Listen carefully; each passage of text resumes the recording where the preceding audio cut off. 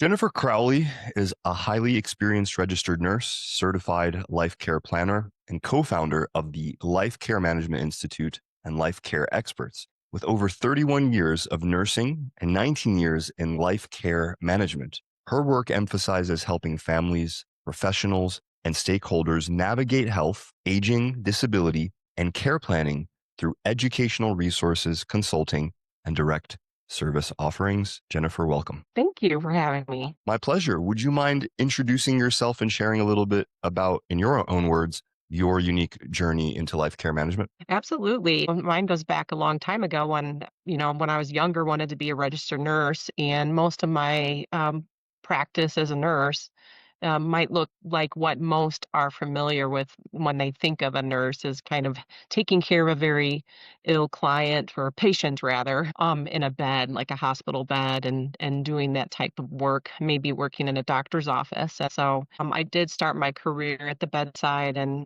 really started to witness early on a need in the community, and had a vision for working in the community.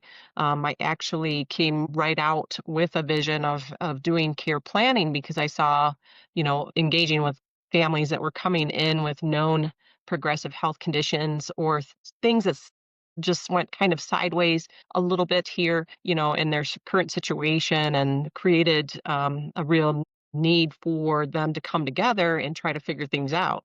And I really noticed a lot of clunkiness then. So that was back, like 20 years ago almost, that I had these visions of really trying to get into the community, doing long term care planning, working as a consultant. And then I just started my business and went back to school and got additional training, became a certified life care planner. And yeah, so nurses can move beyond the bedside. And what that looks like for someone will, just again, be dependent on how they're serving others really. How are they using their nursing experience? So I've coupled my nursing experience with my extra training, and education to really kind of scale my business just like really over the last couple decades, just kind of constantly responding to the needs that I witness in the community, just kind of growing demand that's there for health consultants, and then also developing education to support not only the professional community for their own practices and to get in this field, but also to continue to leverage my expertise and help families, family caregivers, and individuals and solo agers. So really, it's just a really dynamic role encompassing all of my education and background and experience. Wow, amazing. And it sounds like from the start you had an entrepreneurial bent in that you, well, not only that you started a business, but you immediately felt like there are problems that needed to be solved in your case around, education and satellite issues there. And you just slowly moved in that direction. And I guess over a long enough time period, things start to come together if you stick at something. Yeah, absolutely. It's, a lot of grace, constant learning, and personal and professional development from my experience now looking back. And you know, be dishonest if I said I didn't make mistakes along the way. These were mistakes, just kind of a lot of like learn the hard way, perhaps, maybe not necessarily leaning into others that might be able to guide you. So not knowing, you don't know what you don't know, right? Always spending a lot of time going to conferences and paying attention, really. I mean, that's an entrepreneurial mindset, I feel like too, is just having an inquisitive mind, kind of keeping open to the possibilities and trying to work on figuring out what it is, how we want to lead our lives and how we want to serve others. Definitely. And also paying for knowledge or paying to shortcut your learning curve in addition to bumping your head against the wall for a couple of decades. Oh, And yeah. you work with a range of clients. Could you describe kind of your ideal client? Well, let's talk about the LCM Institute, specifically your e-learning platform. Maybe actually let's back up to provide context. What is the LCM Institute? What is it that you do? Yeah, absolutely. The LCM Institute is actually my educational arm. I founded that institute with my colleague who I had met at a national conference. We were both working as nurse certified life care planners, also working in the role as a life care manager. An essential skill of a life care manager basically is to do care planning. And so it just kind of, again, talk about, just using your education and your expertise to kind of deliver a unique set of services.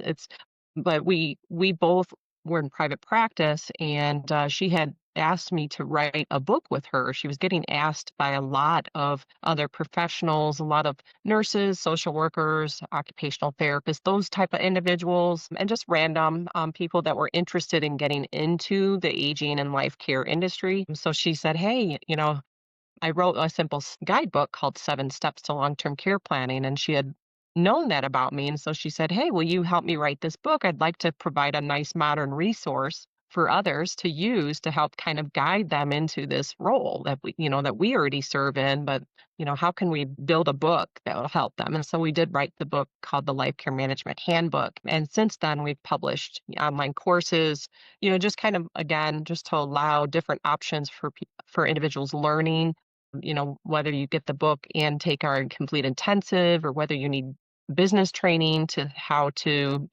start and grow this type of aging and life care consulting business. And, we basically just were responding to what we were getting asked a lot about. I since have taken over kind of the reins solely myself for the Institute, as my colleague Shauna is so busy with her own business pursuits. But we, of course, have published another publication together. And so we still very collaborative, and kind of also you hear me saying that word leverage, because it's a lot of leveraging of your own experience, but also being able to align with others, in similar passion and pursuits. So it's been still a very good partnership to stay. We both have the same vision of how we continue to try to grow our industry, create or help professionals really kind of step into that lane, and have confidence, and then maybe that would help them then lead to certification on their own. So, a lot of what we do in the community requires a lot of education and specialty skills training, and then it's later after supervised experience in the field that you typically can apply for certification. So there's a long pathway, and so our institute, the Life Care Management Institute, is really designed to be a pathway towards getting into this aging and life care consulting. And then eventually we recommend or encourage certification if possible, just to uphold that standard of practice and the devotion to, ethics and code of ethics and standards of practice, basically. So interestingly, this year in 2025, I just decided to go ahead and publish a unique online course that is just for families. Now, professionals can use the course as well, either to have their clients go through to do these very deeper, longer conversations wrapped around what their aging journey will be. But individuals can sit down with their family together and do it. So the Institute has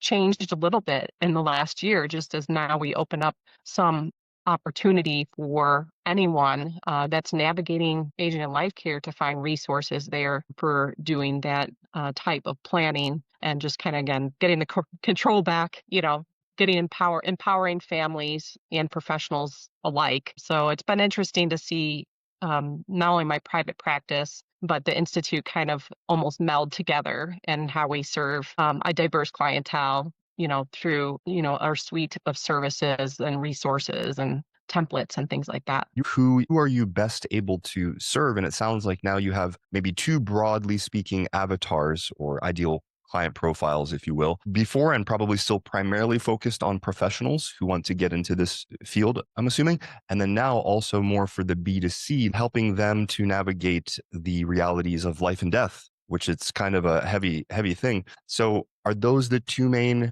avatars that you serve, would you say? Exactly. We're really kind of like care advisors, care navigators, if you want to call it that. And so, the pivot to the family aging life care planning, a course for them to kind of do on their own in a self-paced mode online, was really just developed again after just witnessing, after years of working in private practice as a professional in aging and life care, and just seeing, wow, we could really kind of relate to a need for a paradigm shift here, and how we all look more proactively at this as aging as an opportunity, right? But you're absolutely right. There's an avatar for professionals. The professionals going into this field of practice will look a little different than a family member, right? There'll be different emotions in a way, or varying levels of emotions depending on who that person is. I see way more intensity with families, family caregivers, I should say. So Mm. sometimes we realize that there's the professional role of a life care manager, but a lot of families are having or being thrust into is exactly that. They're kind of being thrust into a role of managing someone else's livelihood and well-being in certain cases, right? Where we have an aging parent, for example, going through something such as like memory loss Mm. or a decline in overall physical function. So that avatar speaks to the individuals, families, and solo agers, anyone that's not maybe familiar with how to navigate through conversations that are key conversations revolving around the aging journey and how we can keep it stable and kind of protect some of our wishes and options. So it'll look different, but the avatar either way speaks to being supportive. This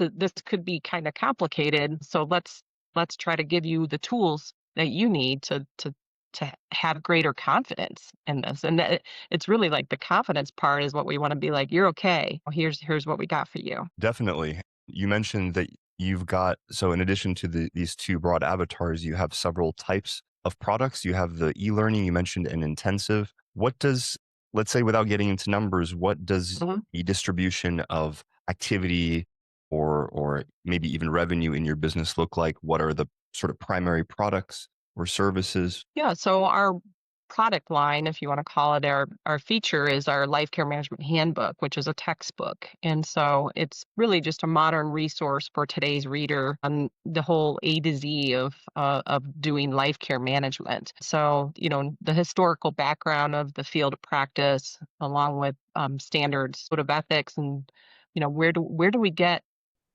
get our information from if we're going to work in this capacity of helping families or elders, right, through something, and we're basically filling in for their proxy, or we're their proxy. Mm. They don't have maybe a next of kin that's stepping in, and so that's a very important role. So anyway, I'm digressing a little bit here, but you asked about the products. So the life care management handbook continued to be like one of the books, like, we published it, yeah, in 2021. So it's almost like outdated now and needing updated, and now that we're Mm. looking at 2026 coming up. But that book continues to drive a lot of the desktop reference manual. Every professionals can always have that on their shelf and not go wrong. Our intensive is really meant to be for somebody that's really new to the model of practice that is life care management, and just again having to go through key topics of like, what is normal aging, even,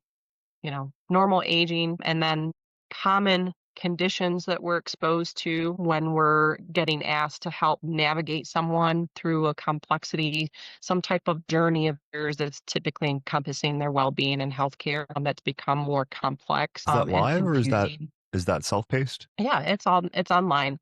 And so the intensive is 19 lessons, and it's a CEU approved course for anyone interested to take. And so through that they will hope to gain confidence, right? And knowledge that they can feel prepared to start working right away in that realm. The business intensive is part of our expert bundle, so it's our higher ticket item, which requires, a little bit more investment, but it gives you all of the practical advice, tips, and strategies for being able to get the business going. A lot of individuals that might choose this career path may not have business experience or knowledge. And so we take our information, what we learned the hard way, starting our own, and basically, provide this relevant framework for how you get the business going. And it's really a fairly low cost business if you're going to work like most of us do, which is remotely in the field, going to our clients. So we teach that. And then as far as like the other resources and tools that are out there, our new book called The Ultimate Care Plan Guide is again another working tool that can be used for someone for practical reasons when they're, helping families, not to try to reinvent the wheel too much and have 101 care plan templates that are already pre-filled and ready for them to customize, of course. So it's really, again, it's such an overwhelming topic to be able to navigate someone through aging and life care, that we do need these resources and we need templates that are pre-built so that someone can kind of easily just get to work. Yeah, absolutely. It sounds like, especially for somebody without a lot of business experience or any business experience, it's almost a business. I mean, the biz principles are universal, more or less, but then you're using this area or this career path, if you will, as a vehicle to teach those principles because that's the direction they're going and then tailoring it to them. I guess it's kind of interesting because almost the business aspect is really its own whole thing, separate from the life care management thing, right? But it sounds like you have a pretty leveraged business from what I'm hearing in terms of most of the products or services that you offer are online, fairly hands off. I don't know. Are there any live or group coaching or one on one coaching components to your business?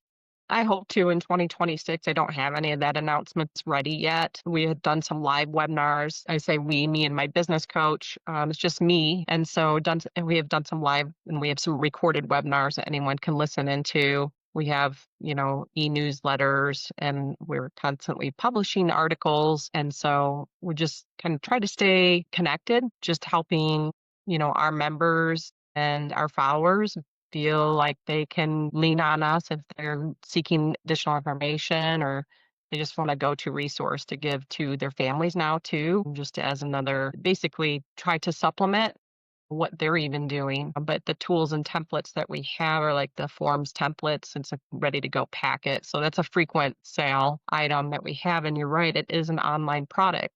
So it's a digital product that is there and it's one of those, it's the favorite product basically for many, many years. It was leading all of the sales. And so, now that we've had a new publication out, right, it's still up there as one of those because when someone's starting a business, they're like, "How do I even do this?" Yeah. How do I even what's a service agreement? And, what forms do I need? Is there anything I should be aware of when I'm working with clients giving them advice? So, it's just those we try to take away the heat of trying to figure all that out because we've already created it and we've already ran it through legal and it's there for you to fill in, customize, add your own logo and business name and go with it. Right. And then it's not only how do I do this when I'm starting out, but then after doing it for 10 or 20 years, how do I do this is still the question. Jennifer, a question that just occurred to me that I think might be useful for our audience to explore is people sometimes get fixated on, selling a course or selling a membership, but they sort of don't realize that they could do other things like sell a physical book, which I think is it's a very gratifying thing to produce a book that you can sell physically. I've done it as well. Not a textbook, but just still a book. And it can be quite a tripwire into your other services. So it can essentially help establish your credibility and so forth. But rather than put words in your mouth, could you tell me the significance of your textbook in terms of just the positioning of your business, the branding, the reputation, and leading to other sales, upsells, cross sells, et cetera? Yeah, and lucky for me, I'm still standing here, 20 years in, although not all of my book writing, happened 20 years ago. It's more the last couple, right, within this time frame, but of great success that I've had through.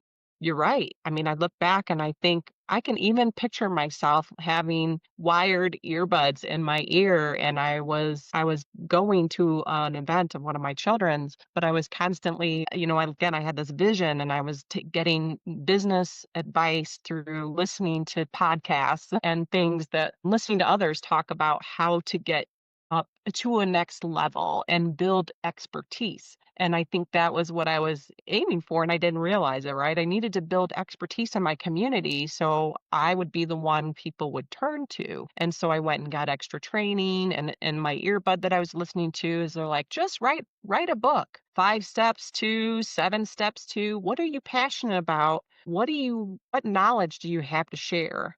And I heard that and I said, I'm going to do that someday. And I just didn't know what it was, but I had gone back to school to become a life care planner as a nurse.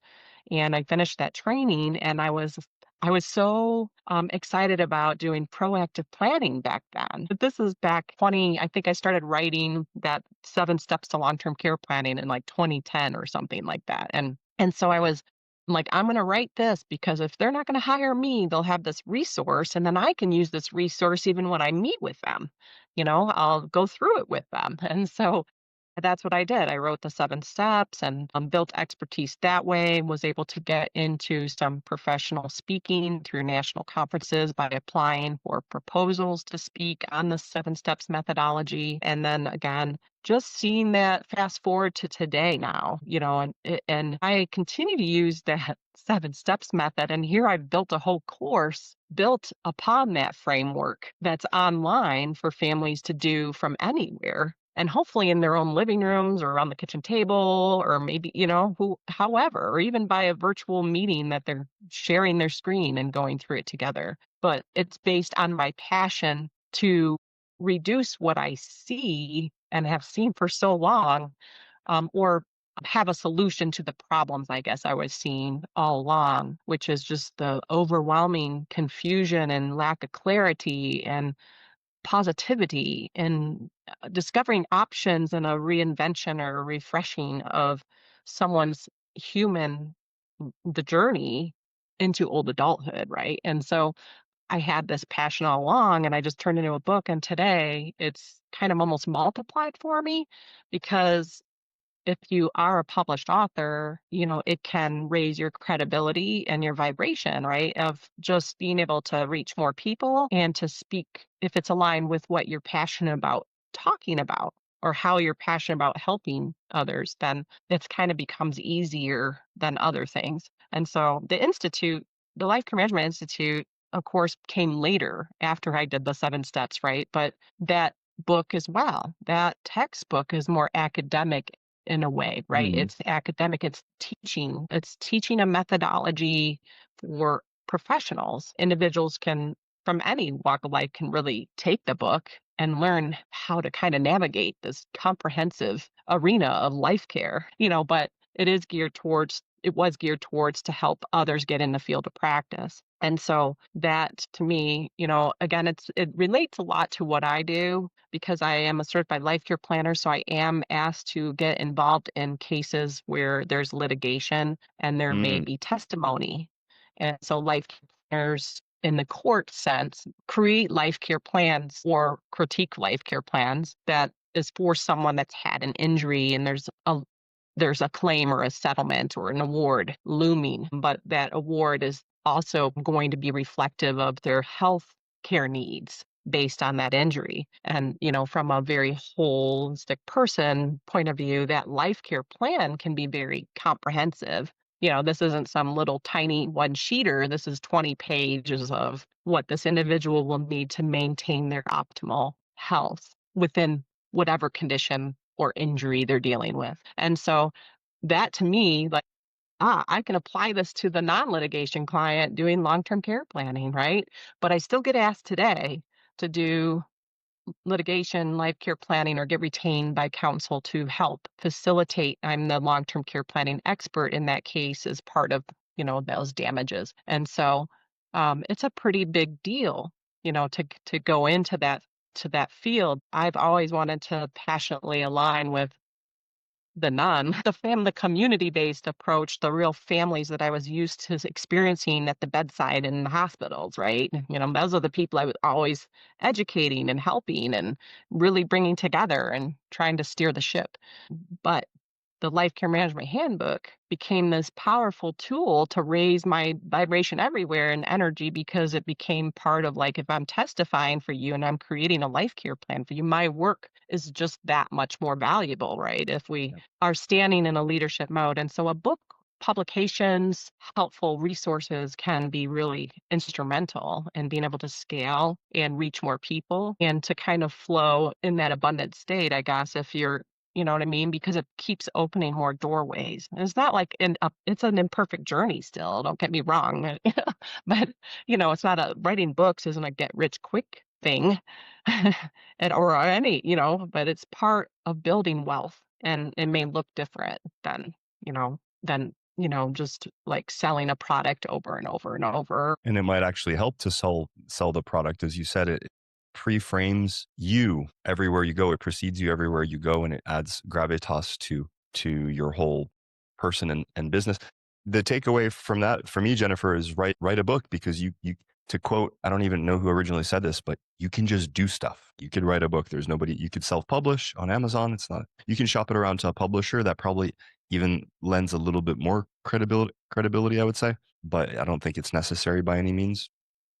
And Absolutely. so kind of segueing from that, what are the ways that you acquire customers? What are your main avenues for, I mean, I presume the book sometimes brings people in. How do outreach? Like, how do you get customers in your business? Yeah, absolutely. That's a good question because that's what it is, right? How do we actually turn our the individuals we engage with into customers? And it's been quite a learning curve. And I'd say, it's been a struggle in some respects because mostly the niche that I have with serving a unique role in the community, right? And a certain type of individual that will likely go into the practice of doing aging and life care consulting as a life care manager. And so, again, how do I reach those individuals will be a little bit different than how I reach the families that are now going to be offered my course to take online to build their aging roadmap.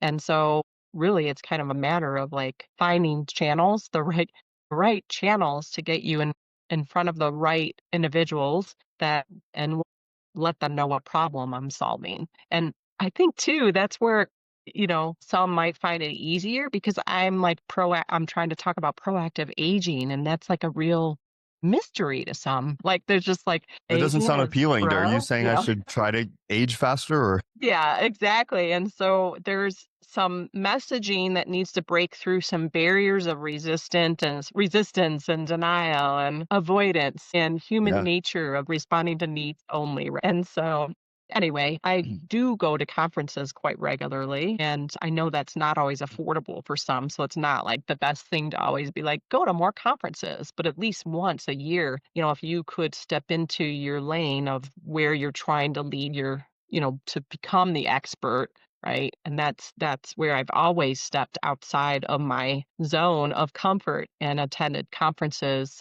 with knowing no one, but coming back with just a horde of information. Okay. So you asked about how I connect though to my customers. Yes. And yes, that's always the challenge, right? Because are individuals paying attention on social media anymore?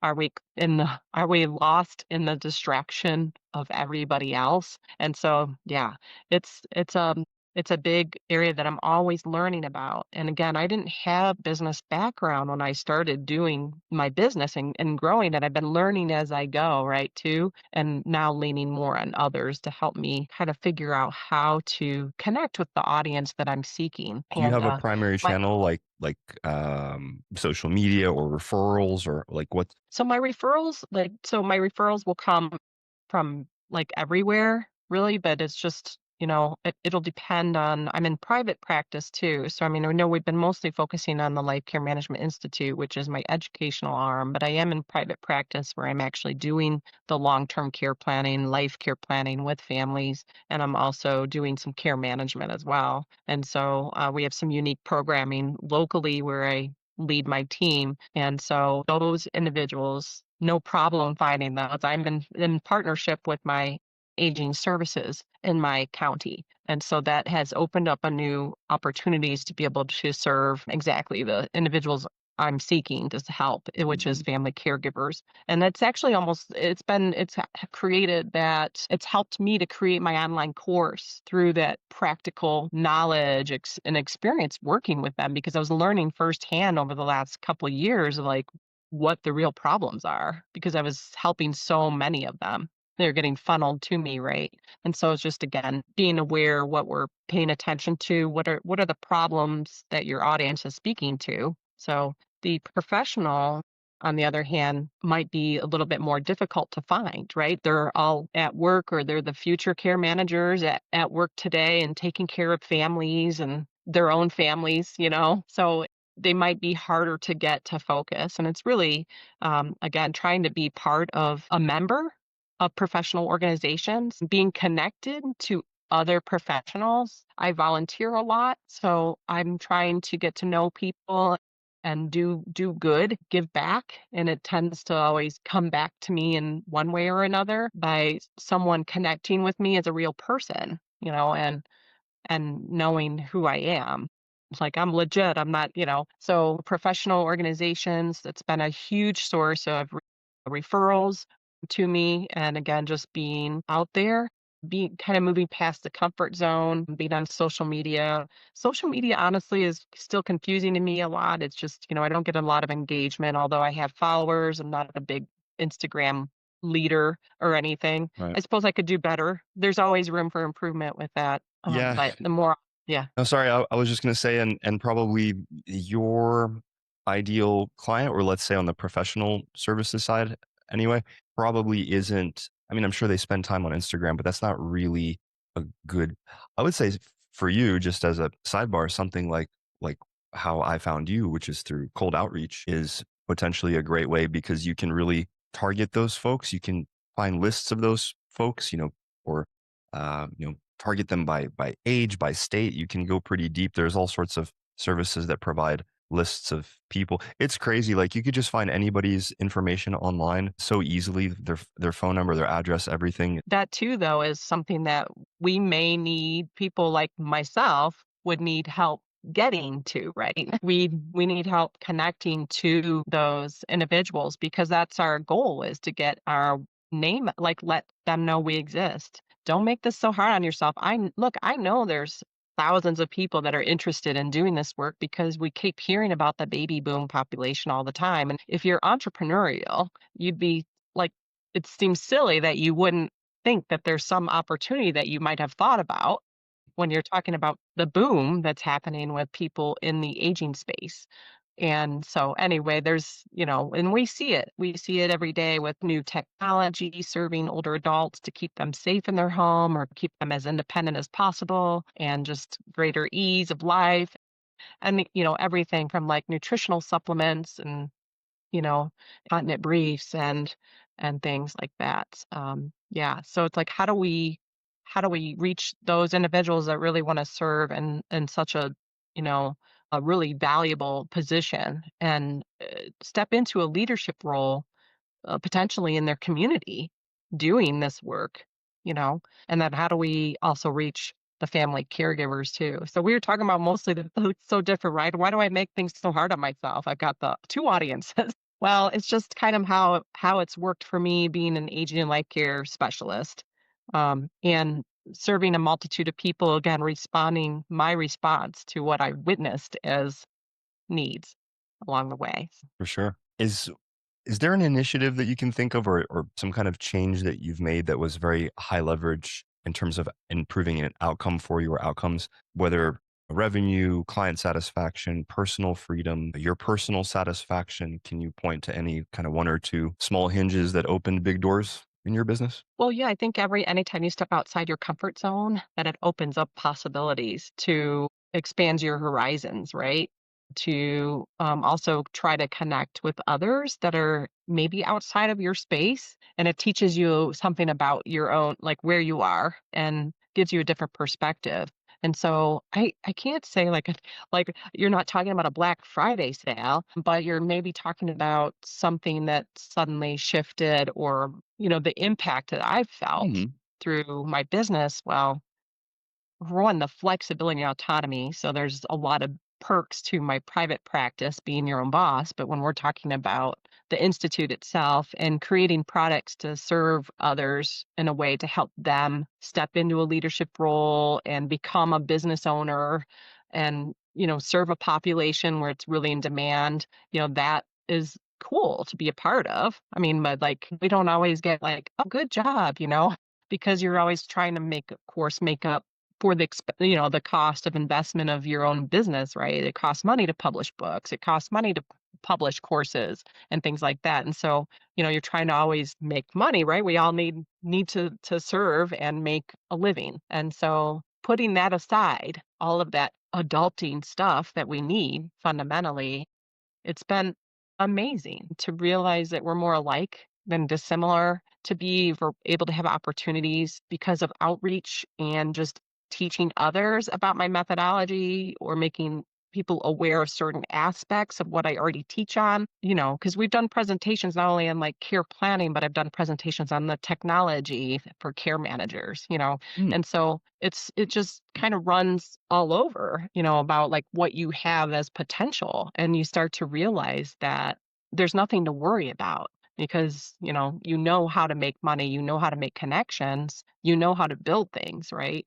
And so for me, it's been really insightful and even during days of discouragement and frustration, it's still one of those things that you can always have gratitude for the opportunities that have come my way, and just again, just being able to travel a lot too, go to conferences and see new places, but again, just meet other people doing the work, the fine work in the around the United States and also in other countries too, and met some international care managers from Ireland and Australia and of course the Canadians. So it's been really fascinating. And when you step into that world of leadership and you show up more confidently, it's just kind of things naturally just kind of improve and get better. Helps that your passion is tangible as well, and that you're stoked about business and your profession. Switching lanes ever so slightly and kind of coming to the conclusion of our chat here. So you guys run on WordPress and LearnDash. The LCM runs on WordPress and LearnDash. It's how I found you, as I said. What does your tech stack look like? Like in addition, obviously, to WordPress and LearnDash, how do you keep your tech streamlined, your site updated and secure, given your broad reach and all of the different things that you're trying to do technically? Yeah, thanks.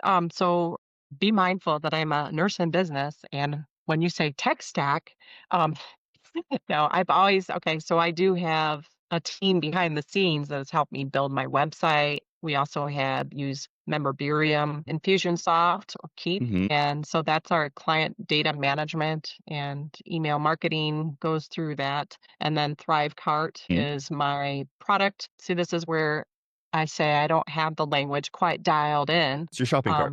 Thank you. Yeah. It's a shopping cart that's digital. So yes, and I moved that was a recent not too recent, but a year ago, kind of moved over into that platform, and it's allowed me to also build my online course there. So I actually have my family course built on there, whereas my other courses are actually embedded into the member site at the Life Care Management Institute. Have you run into any noticeable or notable tech challenges? How have they shaped your approach in terms of the business? Have you brought a team in house? Have you worked with freelancers? How do you organize? It sounds like you're more tech savvy than you lead on, but I'm sure you don't do all of that stuff yourself. Oh, no, no. I don't really want to be in that lane, to be honest. We sometimes have to recognize as business owners that there's certain things that we shouldn't be doing, or we'd be better off to hire that help. And so, yeah, so as far as like the IT, and then um, I have Hosting and whatnot. people behind the scenes. Hmm. Sometimes it was third party contracted individuals to step in. Yeah, so it's basically team behind the scenes. Where I see a lot of problems with it is just automations that we have that sometimes get upset, or we have to tweak things a little bit. Things aren't flowing as well, or something's uh, become like not something doesn't click right. And so it's the office, right? And it's like, who's the office manager making sure all the things are working? And so the biggest challenge with all of that, in my opinion, is that we don't know until the customer knows. Mm. And the customer is usually upset by the time they're coming to me to say, hey, this didn't work, or this automation that's supposed to give you the information you need to do your next step isn't working, right? And so we don't know a lot of times until that has already happened. And then we're going and apologizing and trying to fix and try to be quick about it so that we can be responsive. So those are some of the challenges that really kind of I wish didn't happen, but it's just inherent that there's going to be hiccups along the way. And you try the customer wants things like really quickly and perfectly. And so they don't understand sometimes. Well, okay, the impression I get a lot is that they really don't expect things to go wrong. Yeah. And they don't expect there to ever be a glitch in the mechanics of the digital world. And we And, expect there you know, always and to something to go wrong. And so when you try to explain it, can become kind of like, you know, an issue, I guess, or something that's unpleasant in a way. So it's just really, again, just trying to be always open with communication and be available. Yeah. For sure. Well, are you scared of AI? Is AI threatening your business, or are you adopting it and incorporating it into what you do? And what does the future hold for you and for your business? I'm really excited about AI actually. So I am concerned about it only because I also work in the elder space and we teach about the elder space and frauds and scams and things. And so I don't like anything that might be a potential threat to be an impersonator, or to be persuasive with someone, you know? So that part to me is like scary. But at the same time, I use AI in very small ways to help me improve my thoughts on to put thoughts on paper, or, so I haven't used AI at all for any of my writing thus far, other than social media type things like marketing, or Right. I'll start a letter or a flyer that I start with just give me some ideas and then we can run with it. But, what's fascinating is my family aging life care planning course. We just partnered with a digital tech primary record. And that was because I wanted something tangible for anyone going through my course to be able to build their own health organizer. And I Hmm. call it the Life Care Playbook. So, like historically, what I've done is provided my 7 steps, which has all these worksheets in it. But then the course has all these downloadable documents. And so they take the documents and they can print them out and make their own binder, but we're trying to move past the days of like these 3-ring binders that are just in one place where no one, because caregivers are all over the place. And so we wanted something tangible. So that's why I had tried that application where they can teach them step by step of how to build that online health hub for them. And that application has AI built into it. And so anyone with their profile built in there, once they get all of their information built and their profile done, it becomes this really intuitive app to constantly stay on top of things like medication side effects, or what should we know about the Mm. latest with my health condition, or give me some resources for transportation in my mom's hometown. I mean, it's all just very intuitive. So I think there's very practical use for how AI can really just kind of drive in the information era of instant knowledge. We also see it in the professional world of a lot of tools and resources to speed up. Like again, I don't want to go on too long, but we see AI being useful for efficiency in the work processes and in what we do as a professional. Again, just kind of waiting a little bit to kind of get feedback and pay attention. Again, it goes back to my entrepreneurial mindset of like, what am I paying attention to now? And it's like really there's so much to pay attention to, but it's one of those things where like, okay, you want to jump in really quick, but you got to kind of do your due diligence. Yeah, for sure. And sometimes AI hallucinates; it doesn't have the right context. And I think for something like writing a book, there's kind of two fundamental ways you could approach it. You could approach it as a means to an end, in which case use AI. Right? You're not trying to get satisfaction per se, but I think there's something about sitting down and writing with a pen or just typing and using your own brain, even though it's not going to come out as polished. It's very satisfying.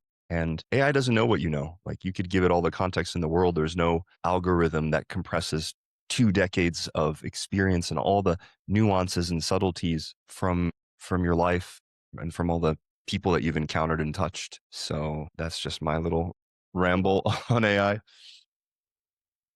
Okay. Steps for you and your business. What's the next year look like? What are you working on? What's the big push right now? Yeah, so we just again published the family aging life care planning course. So really just kind of trying to learn and uniquely identify um, who our whole how to connect to our audience, and so it's a big area of focus. So that's really kind of looking at how that community we can engage with and build our own community just for kind of long standing development. Just again to keep learning more about what people are needing for the modern aging and life care era. That's what I call it anyway. This is like a need for a different approach to how we do things. So I'm really excited about that. And then just again, scheduling some group sessions and some webinars that'll be coming up here as we finish off the last, 45 days or so. We look forward to the vision of 2026, I guess is what I'm saying. So, and we'll just be interested to see what kind of response we get, whether we get early engagers or whether it's going to take a lot more time to teach, about what it is that we're offering. Amazing. Jennifer, thanks so much for coming on Member Fix Radio. Yeah, thank you for having me. You have a great day and a pleasure.